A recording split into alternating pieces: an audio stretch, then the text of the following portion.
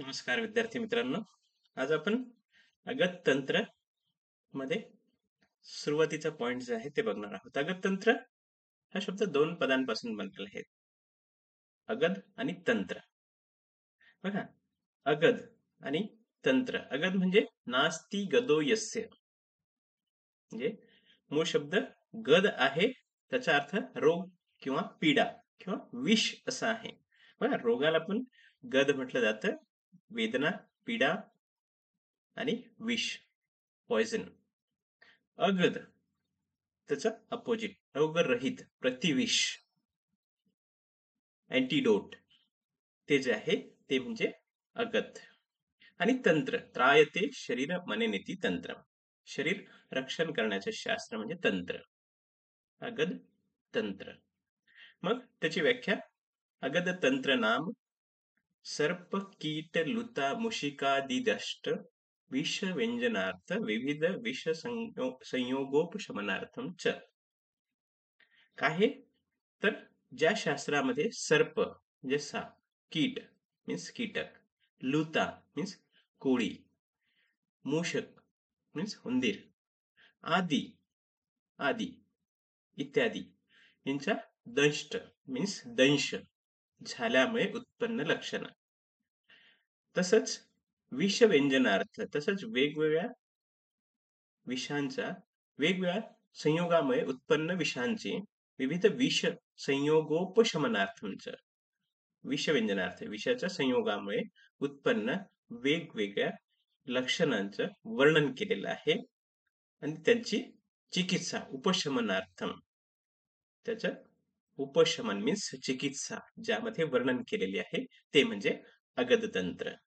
Yes, ते श्लोकानुसार त्या ठिकाणी माहिती असतं. श्लोक पाठ असला की आपल्याला डिस्क्रिप्शन लिहिता येतं.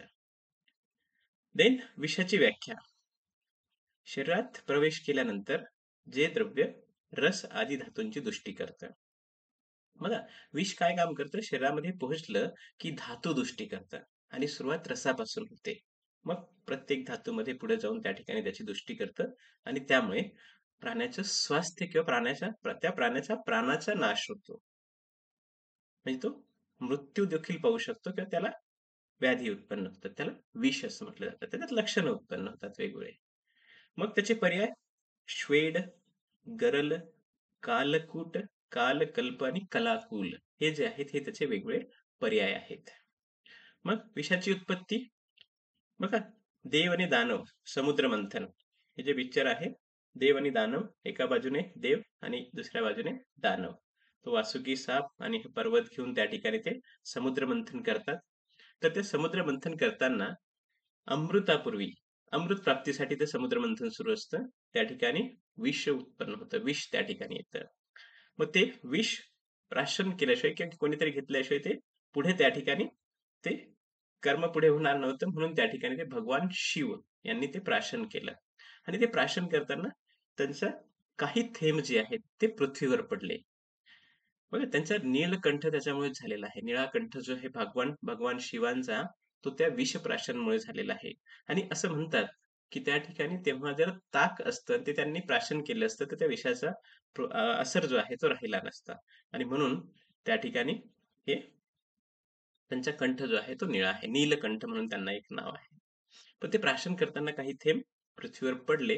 ते विष सर्प, वृश्चिक इत्यादी प्राण्यांनी तसंच वेगवेगळ्या वनस्पतींनी ग्रहण केले. ते वनस्पतींच्या मुळाशी गेलं ते, त्यामुळे ते विषारी झाले आणि या प्रकारे विषाची उत्पत्ती जी आहे ती झाली. देन विषयोनी, विषयोनीमध्ये विषाची मूळ उत्पत्ती ही जलापासून झालेली आहे आणि त्याचं अस्तित्व जे आहे ते जंगम आणि स्थावर योनीमध्ये असतं. जंगममध्ये वेगवेगळे प्राणी, कीटक यांचा समावेश होतो, तर स्थावरमध्ये वेगवेगळ्या वनस्पती आणि त्यांचे वेगवेगळे भाग यामध्ये विष असतं. विषगती, बघा, विषाची गती, जंगम विष जे आहे त्याची अधोगती असते, म्हणजे त्याच्या अधोदिशेला कार्य करतात, त्यामुळे विरेचन होतं, म्हणजे त्या ठिकाणी लूज मोशन्स होतात जंगम विषामुळे. तर स्थावर विषाची ऊर्ध्वगती असते आणि त्यामुळे वमन होते, उलट्या होतात. हे जे आहे ते विषगती, ऊर्ध्व आणि अधो. देन विषाचे गुण, बघा, विषाचे 10 गुण सांगितलेले आहेत आणि ते ओझाचा एक्झॅक्ट अपोजिट गुण आहेत. ओज जे शरीराला अत्यंत आवश्यक घटक आहे, त्याच्या अपोजिट त्याचे गुण असल्यामुळे ते ओजाचा नाश करतात. कोणकोणते? ते बघूयात. पहिला आहे लघु. लघुगुण चिकित्सेसाठी कठीण असतो. दुसरा आहे वृक्ष. वृक्षगुणामुळे वात प्रकोप होतो. उष्ण. उष्ण गुणाने पित्त आणि रक्ताचा देखील प्रकोप होतो. तर तीक्ष्ण. तीक्ष्ण गुणामुळे बुद्धीत मोह उत्पन्न होतो. प्रत्येक गुणाचे लक्षण त्या ठिकाणी सांगितले. आशु. आशु गुणामुळे शीघ्र प्राणनाश, पटकन त्या ठिकाणी तो प्रसरतो. काही क्षणामध्ये संपूर्ण शरीरामध्ये पसरून जातो. तर विषद म्हणजे चिकटून राहत नाही, त्या ठिकाणी अटकत नाही, कंटिन्यू त्या ठिकाणी फिरत राहतो. सूक्ष्म. सूक्ष्म गुणामुळे शरीर अवयवांमध्ये शीघ्र गतीने, फास्टली त्या ठिकाणी जातो. देन व्यवायी.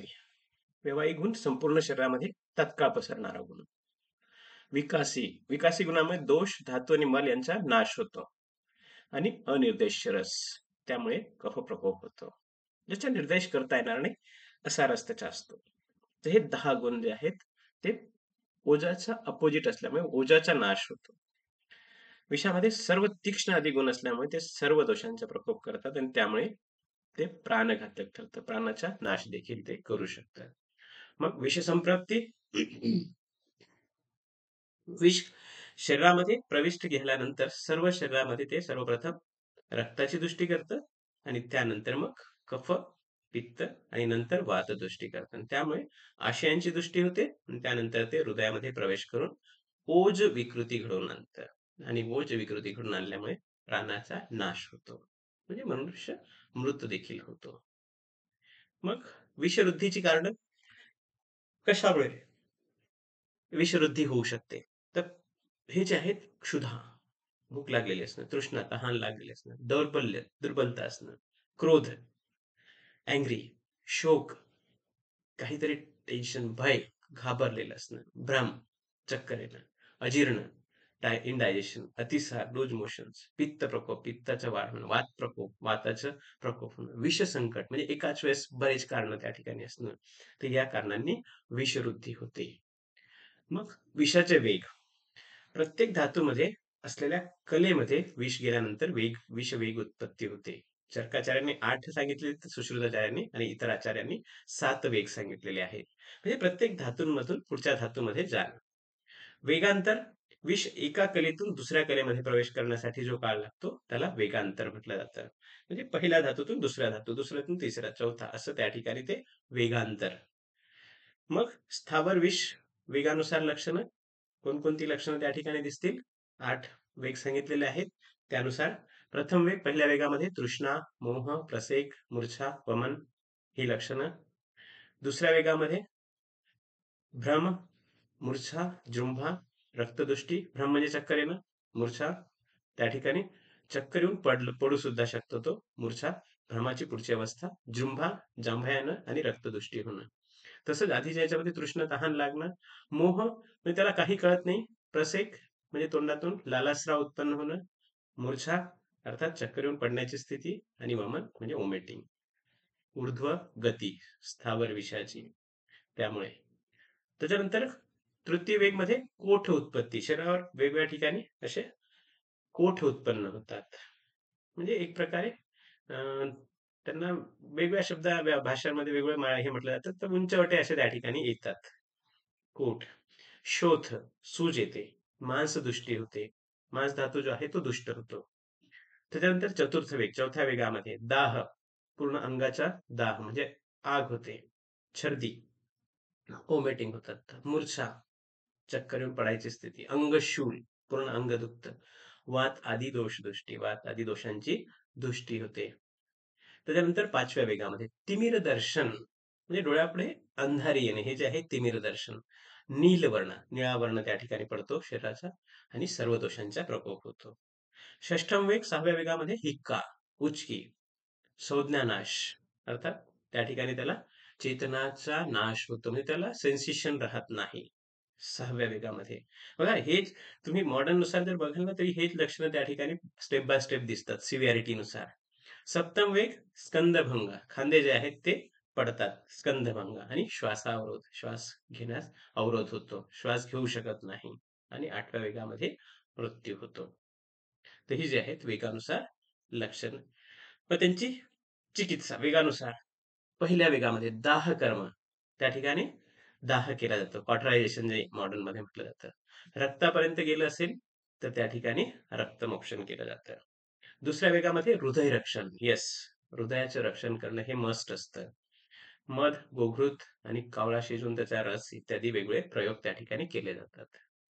मध सगळ्यात त्या ठिकाणी महत्वाचे. तृतीय वेगमध्ये शोथज्ञ किंवा लेखन चिकित्सा. खरडून त्या ठिकाणी काढण्याचा प्रयत्न केला जातो. शोथ नाहीसा करण्यासाठीचा प्रयत्न. चतुर्थ वेग, चौथ्या वेगामध्ये गोमय रस. गोमय जो असतो त्याचा रस काढला जातो. त्यासोबत घृत आणि मध हे जे आहे ते एकत्र दिलं जातं. पंचम वेग, पाचव्या वेगमध्ये महानिंब, शिरीषपत्र, त्यांच्या स्वरसाने आश्योतन, अंजन, नस्य हे त्या ठिकाणी कर्म आहेत, उपकर्म आहेत पंचकर्मामधले. त्याच्यानंतर षष्टम वेग, यामध्ये संज्ञा स्थापन द्रव्य त्या ठिकाणी दिलं जातं. तर सातव्या वेगमध्ये स्थावर विषासाठी जांगम विष आणि जांगम विषासाठी स्थावर विष हे जे आहे, लोहा लोहे को काटता है या स्थितीनुसार ते एकमेकांवर चिकित्सा म्हणून अँटीडोट स्वरूपामध्ये वापरले जातात. आणि अष्टम वेग जे आहे ते मृत संजीवनी अगत. एक आयुर्वेदामध्ये कल्प सांगितलेला आहे, मृत संजीवनी अगत तो दिला जातो. पशूंमध्ये चार वेग उत्पन्न होतात. बघा, पहिला वेग यामध्ये शोथ आणि ते दुःखित होतात. सूज येते त्यांना आणि ते दुःखी होतात. दुसऱ्या वेगामध्ये लालास्राव, त्याच्यातनं स्राव जो आहे, लालास्राव, लाळ जे आहे ते जास्त प्रमाणात उत्पन्न होते आणि छातीमध्ये त्यांचं दुखतं. तिसऱ्या वेगामध्ये शिरशूल, गळा आणि मान गळून पडते, डोकं दुखायला लागतं, गळा मान गळून पडते. आणि चौथ्या वेगामध्ये मूर्छा आणि मृत्यू हे त्या ठिकाणी चार वेगांमध्ये पशुमध्ये म्हणजे वेगवेगळ्या प्राण्यांमध्ये. तर पक्ष्यांमध्ये तीन वेग. पहिला वेग, पक्षी चिंताग्रस्त होतात, मूर्छित होतात. दुसरा वेग, ते विव्हळतात. आणि तिसरा वेग, त्यामध्ये त्यांचा मृत्यू होतो. त्याच्यानंतर हे जे आहे ते इथेच संपूया. पुढच्या सेशनमध्ये पुढचे घेऊया. धन्यवाद.